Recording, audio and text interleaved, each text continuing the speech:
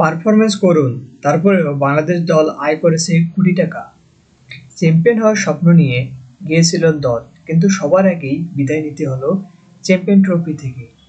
তবুও এই টুর্নামেন্ট থেকে বাংলাদেশের আয় কম নয়। কিভাবে? আসুন জেনে নেই বিস্তারিত। ভারতের বিপক্ষে হার, নিউজিল্যান্ডের বিপক্ষে কোনো প্রতিদ্বন্দ্বিতা করতে না পারা, সব মিলিয়ে গ্রুপ পর্বেই বিদায় নিতে হলো বাংলাদেশকে।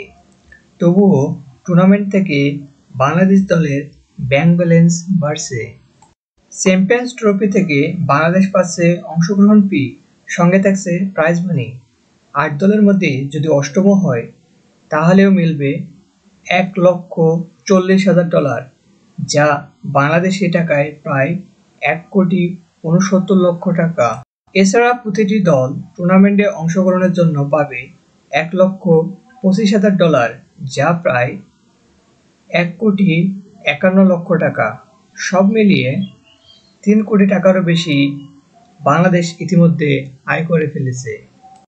আরও মজার ব্যাপার হলো, যদি আগামীকাল বাংলাদেশ পাকিস্তানকে হারাতে পারে তবে আরও $34,000, যা প্রায় $41,00,000 যোগ হবে বাংলাদেশের তহবিলে।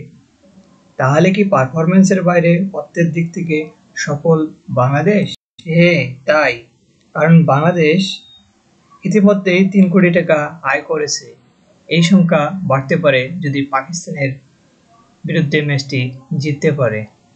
বাংলাদেশের পারফরমেন্স যেমনই হোক, আর্থিকভাবে দল লাভবান হচ্ছে। আপনার মতামত কি? কমেন্টে জানাতে ভুলবেন না কিন্তু।